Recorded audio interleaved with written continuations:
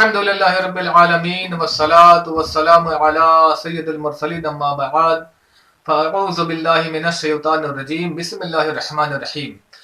درود شریف پڑھنے کے بے شمار فضائل و برکات ہیں کہ درود پاک ایک ایسا وظیفہ ہے کہ جس سے عشق رسول میں اضافہ ہوتا ہے کہ درود پاک روزانہ پڑھنا چاہیے کہ جو کوئی حدیث پاک میں آتا ہے کہ جو کوئی جمعہ کے روز یاد رکھے گا، جو کوئی جمعہ کے دن میں 200 بار درود پاک پڑھے گا تو اللہ کے رسول فرماتے ہیں کہ اللہ پاک اس کے 200 سال کے گناہوں کو معاف فرما دیتا ہے۔ اللہم صلی علی سیدنا مولانا محمد وعلی آلہ وسلم۔ رمضان کا یہ فیضان جاری ہے۔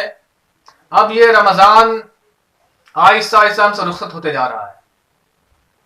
یہ عشرہ گزر چکا، اب دوسرے عشرے میں ہم داخل ہو چکے ہیں۔ تو رمضان کے مہینے میں یاد رکھیں کہ مطلب جو ہے افطار کے وقت میں اور سحری کے وقت میں یہ کھجور سے افطار کرنا یہ سنت ہے۔ اگر آپ کے پاس کھجور نہ تو کھجور کو دستیاب کر لیں اور کھجور سے پہلا لقمہ اپنے اندر داخل کریں، یہ سنت ہے سرکار کی۔ اور سحری میں بھی آپ جو کچھ بھی کھائیں، چاہے آپ کو پروٹی کھانا ہو، دودھ پینی ہو، بھات کھانی ہو، تو آپ اس وقت میں کم از کم ایک آدھ کھجور ضرور کھا لیا کریں کہ کھجور کھانا یہ سنت ہے سحری کے وقت میں بھی، کہ ہمارے پیارے نبی صلی اللہ علیہ وسلم جو ہے سحری کے وقت میں بھی کھجور تناول فرماتے تھے اور افطار کے وقت میں بھی کھجور سے ہی افطار کیا کرتے تھے۔ تو سحری کے وقت میں بھی کھجور کھائیں، افطاری کے وقت میں بھی کھجور کا استعمال کریں تو سنت پر عمل ہوگا، ثواب ملے گا۔ اب ایک لوگوں میں یہ بات مشہور ہے کہ لوگ کہتے ہیں کہ رمضان کے مہینے میں کھانے پینے کا حساب نہیں ہوتا۔ تو لوگ جو کہہ رہے ہیں کیا یہ صحیح ہے کہ واقعی رمضان میں جو کھاتے ہیں پیتے ہیں کپڑا پہنتے ہیں اس کا حساب نہیں ہوگا؟ تو اس کو غور سے سنیے گا۔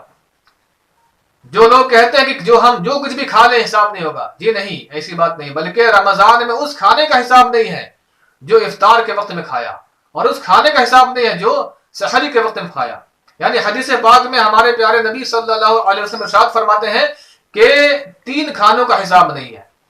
پہلا افطار کے وقت میں جو کھایا، دوسرا سحری کے وقت میں جو کھایا، تیسرا وہ مجاہد جو سلطنت اسلام یعنی جو اسلامی ملک ہے، اسلامی ملک کی حفاظت کرنے کے لیے سرحد میں وہ پہرا دے رہا ہے اور وہ ڈٹ کر وہ اگر خوب کھاتا ہے تو اس کھانے کا حساب نہیں ہے۔